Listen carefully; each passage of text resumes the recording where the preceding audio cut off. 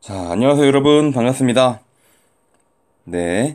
오늘 선생님이랑 한국사 진도 나갈 부분은요, 교과서 62페이지입니다. 교과서 62페이지, 사림이 성장하고 공론 정치가 이루어지다 파트예요. 자, 그러면 이 부분에선 어떤 내용을 배울지 한번 살펴봅시다. 자, 일단 이 파트에서 우리가 알아야 될 건 이 사림이라는 사람들이 등장을 했구나, 라는 걸 알아야 되고요. 그리고 사림이란 사람들이 중앙 정치에 등장을 하게 되면서 발생했던 사건들, 그리고 그 사건을 겪고 난 후에 사림이 중앙 정치를 장악하게 되는데, 그때 붕당 정치를 시작하게 됩니다. 그럼 붕당 정치에 대해서, 그리고 공론이란 단어는 또 무엇인지 우리가 다 이번 시간에 배울 거예요. 그러면 본문 같이 봅시다. 자, 우선 사림이라는 사람들에 대해서 알아야겠죠. 자, 15세기 이후에 지방에서는 사림이라는 사람들이 성장을 하게 되었대요. 사림이 성장을 하였다. 자, 이 사림들의 특징이 있어요. 자, 이 사림은 지방에서 학문 연구와 교육에 힘쓴 사대부들이래요. 이 사람들은 특징 첫 번째로 지방에서 세력을 키웠던 사람들입니다. 특징 1. 자, 그리고 학문 연구와 교육에 힘쓴 사대부들로서 정몽주, 길제 등의 활동을 이어갔대요. 우리 왼쪽에 사림의 계보 볼게요. 정몽주부터 시작해서 길제, 김숙자, 김종직 등등등 이렇게 그 뒤에 계속해서 자신들의 후학, 제자들을 양성을 하면서 세력을 키워나갔던 게 바로 이 사림입니다. 자, 이 사림의 또 다른 특징으로는 도덕과 의리를 바탕으로 하는 왕도 정치를 추구했다라는 것이 특징입니다. 왕도 정치 추구. 이게 두 번째 특징이 되겠죠. 자, 도덕과 의리를 바탕으로 하는 왕도 정치래요. 이 왕도 정치라는 거는요, 이 사람들이, 사림들이 유교를 공부한 사람들이죠. 그러니까, 인, 의, 예, 지, 이런 것들을 굉장히 중요시 여겼단 말이야. 자, 그런데 이 사람들이 이런 것을 반영한 정치인 왕도 정치를 좋아했다라는 거예요. 이 덕과 인을 가지고 나라와 백성을 다스리는 왕도 정치를 중요시했다. 자, 반대되는 말로는 패도 정치라는 말이 있는데, 이 패도 정치라는 말은 힘과 무력으로 백성과 나라를 다스리는 것을 의미를 합니다. 그래서 왕도 정치와 패도 정치가 있는데, 그 중에서 사림은 왕도 정치를 추구했다라는 것들을 알 수가 있고요. 또 다른 특징으로는 향촌 자치를 강조를 합니다. 세 번째 특징. 자, 당연하겠죠. 자, 이 사람들이 어디에서 세력을 키웠다고요? 지방에서 키웠다고요. 자신의 근거지가 지방이란 말이야. 그렇기 때문에 중앙의 통제보다는 지방에 있는 각각 향촌의 자치를 강조를 하게 됩니다. 그래서 15세기 이후에 지방에서 이러한 특징을 가진 사림이 성장을 하게 되었다. 이 사림이란 말도요, 이 선비사자에 숲을 림자가 합쳐진 거예요. 그러니까 굉장히 많은 선비들이 이제 하나로 모여 있었다. 그러니까 그 세력을 형성했다라는 겁니다. 하나의 숲처럼 세력을 형성했다. 그게 바로 사림이라는 거예요. 자, 그러면 이때 당시에 중앙에서는 어떤 세력이 힘을 기르고 있었느냐 봅시다. 자, 이 무렵 중앙에서는 세조의 즉위 과정에서 공을 세운 훈구라는 사람들이 있었어요. 훈구파. 이 사람들이 중앙의 정치 권력을 장악하고 있었대. 자, 세조의 즉위 과정 우리가 배웠던 내용이에요. 자, 이 세조가 난을 일으켰어요. 그 난의 이름이 뭐였어요? 그 난의 이름은 계유정난이었죠. 계유정난. 계유년에 일어난 정치적인 난이다 라 그래서 계유정난이라고 표현을 하는데, 이때 이 세조가 혼자 난을 일으키지 않았을 거 아니에요. 자신을 도와주는 사람들이 있었는데 이 사람들에게 굉장히 후하게 대접해 줍니다. 관직도 주고 뭐 땅도 주고 이렇게 많이 해요. 그래서 이때 계유정난 때 공을 세웠던 사람이 훈구라는 집단을 형성하게 되고요. 이 사람들이 중앙의 정치 권력을 장악하고 있었습니다. 그런데 그 후에 성종이라는 왕이 이제 즉위를 하고 나서, 자, 중앙의 이 훈구들이 너무 세력이 강한 거야. 그러니까 이 사람들을 좀 견제를 할 필요를 느꼈어요. 그래서 성종이 이 훈구를 견제하기 위해서 살인을 등용하기 시작합니다. 살인 등용. 근데 등용을 하면서 그냥 등용한 것이 아니라, 자, 사원부, 사관원, 홍문관. 이거 우리가 배웠던 내용이다. 그죠? 자, 조선에서는 이 세 기구가 언론의 역할을 수행했다라고 우리가 얘기했죠. 그래서 사원부와 사관원, 홍문관의 3사라고 불리는 언론직, 언관직에 임명을 했던 거예요. 그러면서 이 사림을 통해서 훈구를 견제했던 겁니다. 자, 우리가 사원부, 사관원, 홍문관 어떤 역할을 했는지 한 번만 더 짚고 넘어갈게요. 자, 사원부는 어떤 역할을 수행했죠? 사원부는 감찰, 관리를 감찰하는 역할을 수행했었고요. 사관원은 간쟁을 한다고 했어요. 간쟁은 왕이 이제 뭔가 잘못하거나 했을 때 전하, 그러면 안 됩니다 라고 이제 올고전말을 할 줄 알던 거, 그렇게 할 수 있는 권리를 간쟁이라고 했어요. 홍문관은 맞아요, 정치 자문의 역할을 수행했던 게 바로 이 홍문관입니다. 자, 그래서 이 성종은 지방에 있던 사림을 사원부, 사관원, 홍문관에 3사의 언관직에 등용을 하면서 임명을 시키면서 훈구와 사림이 세력 균형을 이루었다. 자, 그런데 이 김종직이라는 사람, 우리 여기 사림의 계보에서 배웠었죠. 김종직이라는 사람을 비롯한 사림이 훈구를 비판을 해요. 두 세력의 갈등이 깊어졌습니다. 자, 이렇게 갈등이 깊어지는 건 어쩌면 당연한 일이에요. 왜냐면 자, 성종 때 훈구를 비판하기 위해서, 견제하기 위해서 사림을 등용했기 때문에 두 세력이 당연히 사이가 좋을 수 없었습니다. 자, 이렇게 중앙의 정치에 사림이 등장했는데 사건이 터지게 됩니다. 그 사건이 바로 사화라는 사건이에요. 이 사림들이 중앙 정계에 등장을 하게 되면서 네 가지의 사건들이 발생하는데 그게 사화예요. 자, 사화니까 네 번의 사화가 있었어요. 이 사화는 사림들이 화를 입었다라는 뜻입니다. 자, 이 사화 중에서 첫 번째와 두 번째는 연산군 때 발생하게 됩니다. 연산군.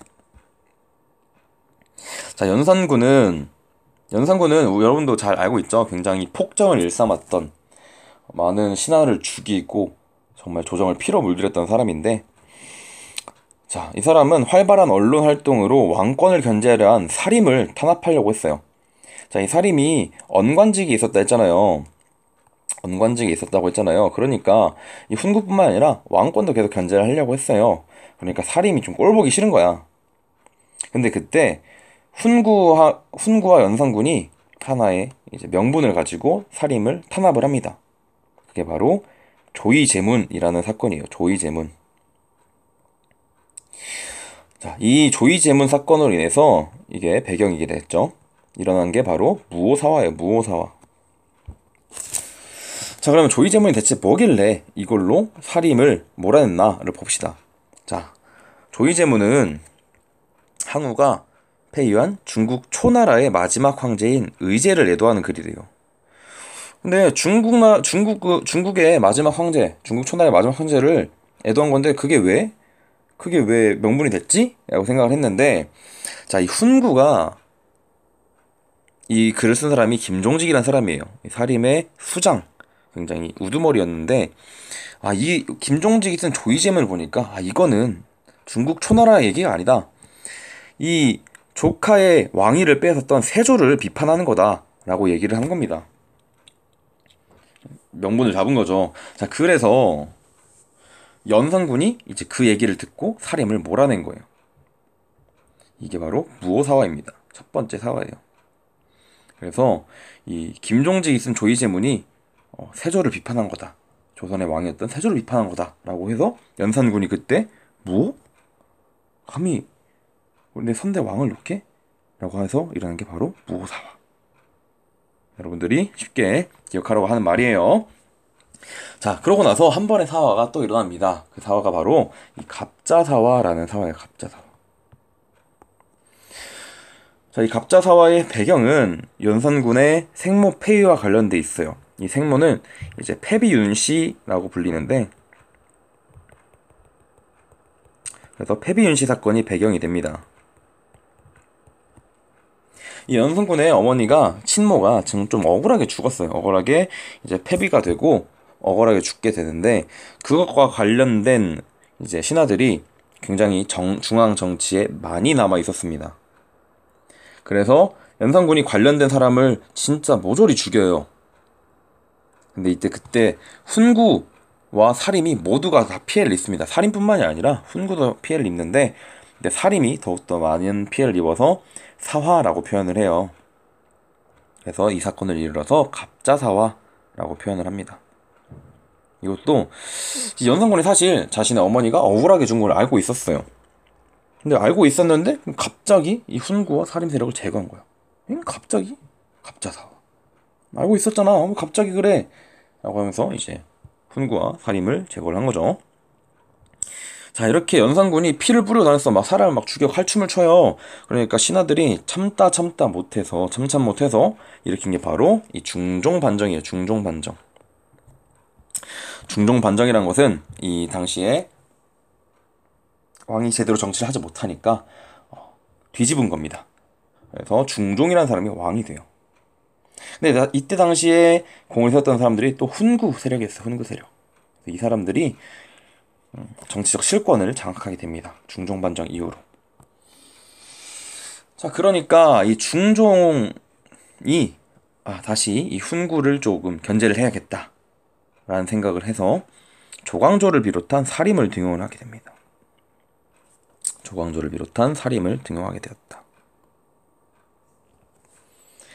그래서 이때 등장한 사람이 바로 이 조광조라는 사람이에요. 이 조광조는 중종 때 등용이 되어서 여러 가지 개혁 정책을 실시를 합니다. 그 중에서 첫 번째가 바로 현량과라는 게 있어요. 현량과. 개혁 정책이니까 개혁이라고 적을게요. 현량과 실시가 이제 1번 개혁 1. 자, 이 현량과가 뭐냐? 우리 아래에 있는 자료에서 같이 봅시다. 자, 현량과의 실시. 경연에서 조광조가 중종에게 아뢰기를 재행이 있어 임용할 만한 사람을 천거하여 대궐에 뜰에 모아놓고 친히 대책하게 한다면 인물을 많이 얻을 수 있을 것입니다 라고 얘기를 해요. 재행은 이제 뭐 재능과 행실이 뛰어난 사람들을 얘기를 하는 거예요. 자, 그래서 보면은 자, 이 조광조의 건의로 실시된 이 현량과라는 건요, 유능한 인재, 여러분들 같은 유능한 인재들을 등용하기 위해서 시행된 제도였어요. 그래서 학문과 덕행이 뛰어난 인재를 천거를 하는 거예요. 천거. 추천해서 이제 관리로 등용을 시키는 거죠. 그래서 이 조광조는 현량과를 실시해서 뛰어난 인재들을 등용해야 된다라고 주장을 했고요. 이 현량과를 통해 사림 세력들을 굉장히 강화를 합니다. 그러니까 추천을 하는 건데 추천을 할 때 당연히 자신들과 같은 파인 사림을 등용을 시키려고 하겠죠. 그래서 이렇게 사림 세력을 강화시켰던 게 조광조의 현량과고요. 그리고 그것 말고도 다른 개혁 정책을 실시합니다. 그게 바로 부당하게 공신이 된 일부 훈구의 공훈을 삭제하는 거였어요. 이게 두 번째 개혁. 다른 말로, 어려운 말로 위훈 삭제라고 합니다. 자, 위조, 미조 화폐 이런 말 많이 하죠. 위는 이제 가짜라는 뜻이에요. 그러니까 이 훈구들이 가지고 있는 공훈, 그 공을 임명받은 그 훈장 같은 것들, 다 특권 이런 것들을 다 없애야 된다. 이 가짜 공이다. 너네 진짜 그렇게 공받을 만큼 뭐 안 했잖아 라고 얘기를 하는 겁니다. 그래서 조광조가 이런 위훈 삭제를 하려고 하자 굉장히 반발이 심했죠. 자, 왜냐면 이 훈구 같은 입장에서는 원래 자신들이 주도를 하고 있었는데 정치를 갑자기 조광조라는 사람이 등장을 해서 개혁 정책을 해. 오케이, 뭐 그거까지 오케이, 개혁 할 수 있지. 그런데 자신들의 밥그릇까지 건드는 거예요. 만약 여러분들한테 뭐 여러분들이 수능 볼 때 여러분들의 아버지가 국가유공자래. 그래서 수능 총점 중에서 뭐 플러스 20점을 가산점을 준다 그랬어요. 와, 완전 개꿀 아니야? 완전 멍꿀이잖아. 이랬는데 갑자기 수능 보기 전에 어떤 사람이 등장을 해서 이거는 안 된다, 이거는 옳지 않다라고 해서 그 가산점을 폐지한대. 그럼 여러분들 진짜 굉장히 화가 많이 나겠죠. 자, 그런 것처럼 이때 당시에 훈구도 당연히 자신들의 특권인데 그런 것들을 없애려고 한 조광조를 굉장히 싫어합니다.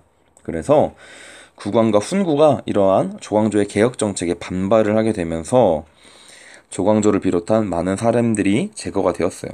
그래서 이 사건을 기묘사화라고 표현을 합니다. 기묘사화. 조광조의 개혁 정책이 이제 배경이 되겠죠.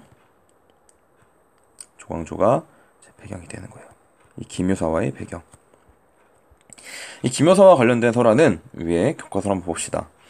자, 조선 중종 때 관리가 된 조광조는 급진적인 개혁 정책을 펼쳤대요. 그래서 훈구의 반발을 샀는데 이와 관련해서 훈구가 나뭇잎에 꿀로 주초위왕이라는 글씨를 썼대요. 그러니까 자, 벌레가 이 꿀 단부분 갉아먹을 거 아니에요. 그러니까 이 나뭇잎에 주초위왕이라는 글씨가 써진 거야. 근데 이걸 가지고 조광조가 역모를 꾸민다라고 얘기를 했대요. 이게 무슨 소리야? 이거랑 주초위왕이랑 조광조랑 무슨 상관이지? 자, 오른쪽 봅시다.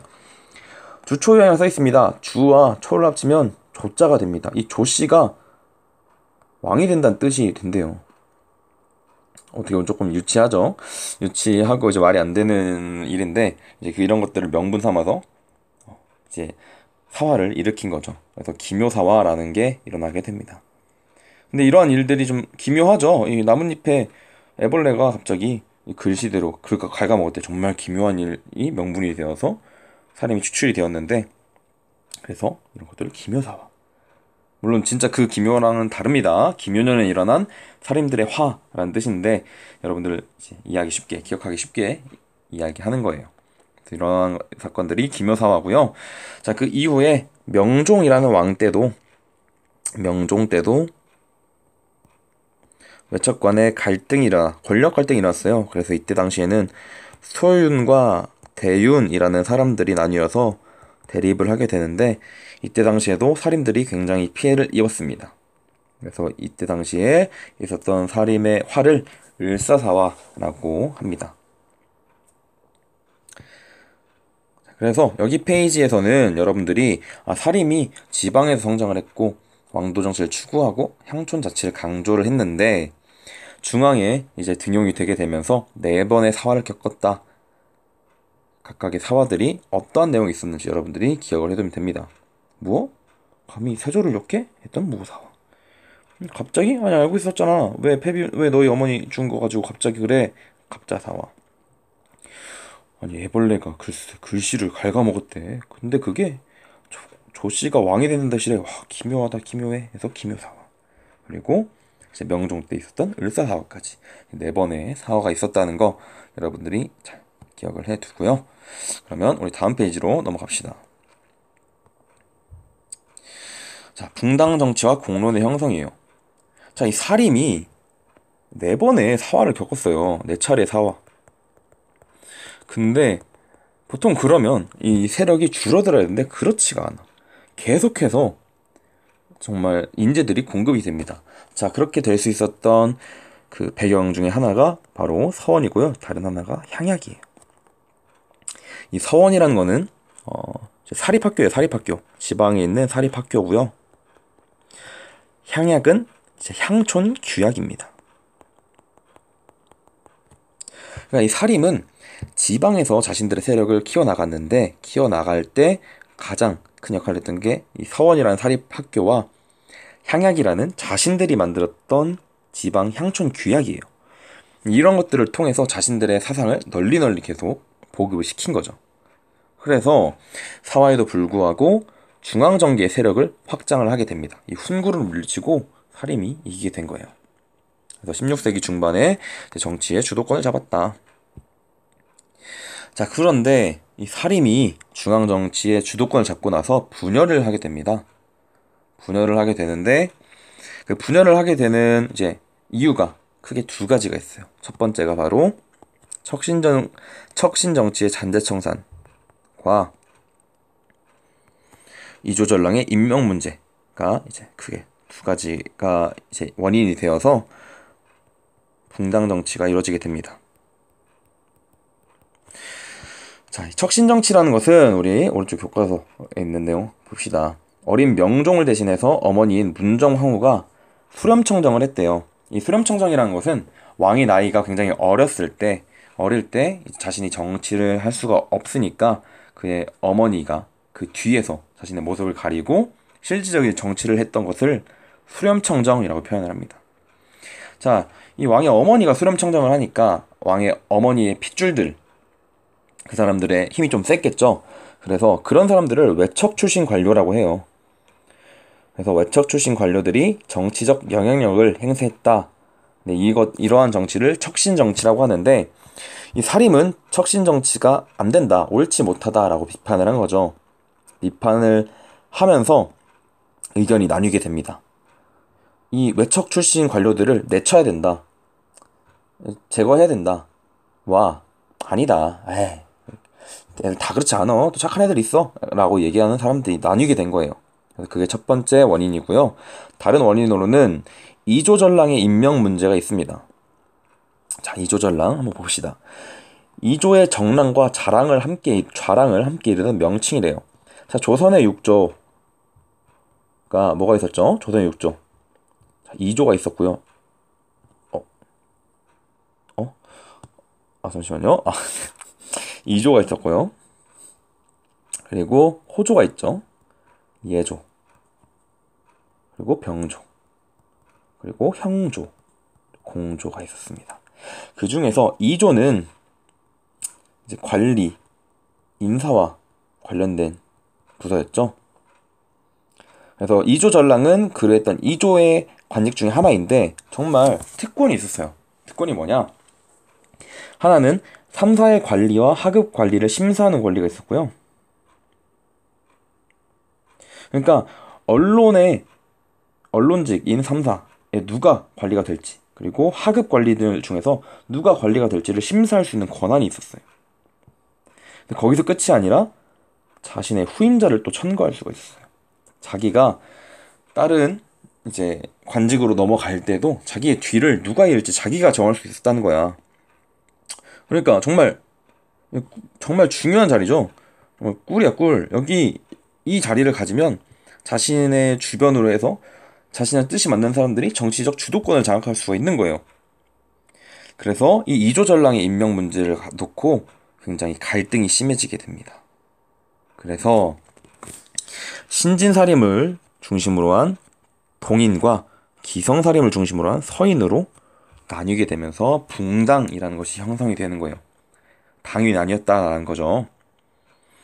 이 기성사림이란 뜻은 본래 이제 이전부터 중앙 정치에 있었던 좀 나이 많은 사람들이 서인이었고요. 신진사림들은 새롭게 등용이 된 젊은 피, 정말 불의를 보면 참지 못하는, 이건 아니잖아요 라고 했던 사람들이 바로 동인들이에요.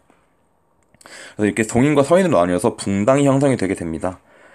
이 붕당이 형성이 됐을 때 이러한 원인들, 척신정치의 잔재청산, 그리고 이조전랑의 임명 문제뿐만이 아니라 이러한 정치적 입장의 차이뿐만이 아니라 학문적인 의견, 그러니까 누구의 학통을 따르는지, 그리고 뭐 출신 지역의 차이와 같은 차이들도 있었어요. 자, 어떤 차이가 있었느냐? 자, 동인 같은 경우에는요, 척신정치를 철저히 청산할 것을 요구를 합니다. 반면에 서인은, 자, 여기서 색깔을 조금 다르게 할게요. 반면에 서인은요, 척신이라도 믿을만한 인물과 함께 할 수 있다고 주장을 했어요. 자, 이렇게 좀 의견이 나뉘게 된 이유는 선생님이 이제 생각하기에, 자, 이 동인은 막 이제 관리가 돼서 등용이 되었어요. 근데 서인은 그 전부터 이 외척이라고 하더라도 어찌됐든 관직에 같이 있으면서 얼굴도 마주치고 뭐 통성명도 하고 술도 같이 먹어보고 그랬을 거 아니에요. 그러다 보니까 다 아는 사람들인데 우리 얼굴도 알고 그래도 뭐 통성명도 하고 다 아는 사람들 굳이 이렇게까지 해야 돼? 라는 생각을 하게 될 겁니다. 여러분들도 좀 그렇겠죠. 사람이 좀 정이란 게 남아있잖아. 자, 그러다 보니까 서인은 조금 온건한 방향을 제시를 한 거고요. 동인 같은 경우에는 무슨 소리냐고. 우리는 사림은 이런 유교 정신에 의해서 외척은 배척해야 된다. 안 됩니다. 철저히 청산해야 됩니다. 라고 얘기를 하는 거예요. 그래서 이 동인들이 굉장히 어린 사람들이죠. 우리가 젊은 어린 얼굴 보고 동안이라고 하잖아요. 그래서 그거 같이 생각을 해서 이 동인들은 젊은 애들, 요즘 여러분들이 연결을 해서 생각하면 될 것 같아요. 젊으니까 이 피가 끓어. 정의를 원해. 그래서 척신정치를 철저히 청산해야 된다라고 얘기를 했던 거예요. 그리고 뭐 학문 같은 경우에도 차이가 있죠. 서경덕과 이황, 조식의 학문을 계승했던 게 동인이고요. 서인 같은 경우에는 주로 이이나 성운의 문인들을 중심으로 이루어져 있었다. 자, 이렇게 학문적인 의견 차이도 있었고, 그것 외에도 좀 출신적인 차이가 있어요. 동인 같은 경우에는 굉장히 경상도 출신이 많았습니다. 경상도 출신이 많았어요. 반면에 서인 같은 경우에는 이제 서울, 경기 지방 출신이 굉장히 많았습니다. 그래서 이렇게 동인과 서인은 정치적인 입장, 학문적인 의견, 출신 지역 이렇게 모든 게 다 굉장히 달랐던 사람들을 이제 이르러서 이제 표현을 하는 겁니다. 자, 그 아래 보면은 자, 이렇게 사림이 나뉘었어요. 동인과 서인 나뉘었지만 이 사람들이 중요시했던, 공통적으로 중요시했던 건 뭐냐면, 자, 이 공론을 중요시합니다. 공론을 중요시하고요. 왕도 정치 실현을 강조를 했대요. 자, 그럼 공론이 무엇이냐? 공론은 성리학에 부합하는 공정한 견해로, 옳지 않은 게 아니라 공정한 견해예요. 붕당 내부의 토론을 통해서 형성된 여론을 뜻합니다. 그러니까 여러 선비들의 의견을 종합을 해서 그런 의견을 중요시해야 된다는 거야. 그러니까 신하의 말들을, 여러 말들을 다 여론을 중요시해라, 잘 들어라 라는 뜻이겠죠.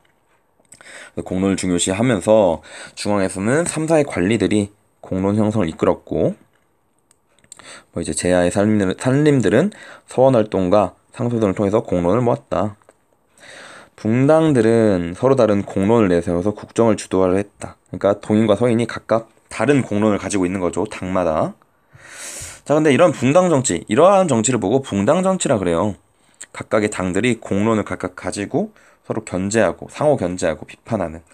그래서 붕당 정치는 붕당 간 정치적 입장과 학문적 견해를 인정을 하고 상호 비판적인, 그리고 견제를 한 모습들을 이루는 가운데 이제 운영이 되었다. 그래서 이런 것들은 국가의 권력이 하나로 합쳐지지 않는 것을 굉장히 긍정적으로 보는 겁니다. 자, 물이 고이면 썩죠. 물이 고이면 썩어요. 그냥 그런 것처럼 권력도 한 곳에 집중이 되면 썩기 마련이기 때문에 이 붕당, 당이 나뉘어서 서로가 견제하고 서로가 비판을 하는 모습을 통해서 나라를 제대로 운영하려고 했다라는 모습을 보여주는 겁니다. 이런 붕당 정치에서는. 자, 그러면 우리 아래 있는 자료 볼게요. 자, 붕당 정치의 전개와 특징. 자료 1번. 자, 이조전랑직을 둘러싼 갈등이래요. 이조전랑직, 그냥 꿀이라고 그랬어요. 꿀. 하급 관리, 그리고 3사의 관리가 누가 될 것인지 심사할 수가 있고요. 자신의 후임도 추천할 수 있었어. 그래서 이때 싸웠던 사람이 이 김효원이라는 사람이고요. 다른 하나는 심의겸이라는 사람입니다. 그러니까 이 두 사람이 이조전랑직을 둘러싸고 싸웠어. 자, 그래서 이 동인 서인이란 말이 이 사람들의 다툼에 의해서 생겼대요. 왜냐면 효원의 집은 동쪽에 있었고요. 의겸의 집은 서쪽에 있었대. 그래서 각각 이 김효원과 심의겸의 뜻이 맞는 사람들이 모여 살게 되면서 이 서인과 동인이라는 붕당이 처음에 형성이 된 겁니다. 그래서 이조전랑직을 둘러싼 갈등이 붕당 형성의 중요한 배경 중에 하나다라는 거 여러분들이 기억해 두시고요. 그 오른쪽에 보면 뭐 공론에 대한 정치 운영이라고 나와 있는데, 뭐 공론은 국가의 움직이는 힘이다. 공론을 굉장히 중요시하고 있는 사림의 모습을 볼 수가 있습니다. 자, 여기까지 우리가 붕당 정치에 대해서 배웠어요. 사림이 어떠한 특징을 가지고 성장을 했고, 4번의 사화를 거치면서 중앙의 정치를 담당하게 되었는데, 그때 당시에 척신정치 청산 그리고 이조전랑 임명 문제를 가지고 붕당이 나뉘게 되었고, 이 붕당들은 각각 공론을 중요시하면서 상호 견제, 비판을 했다. 그렇게 나라를 운영해 나갔다라는 내용입니다. 자, 그러면 우리가 이번 시간에 배울 내용은 여기까지고요. 여러분들 고생 많으셨습니다.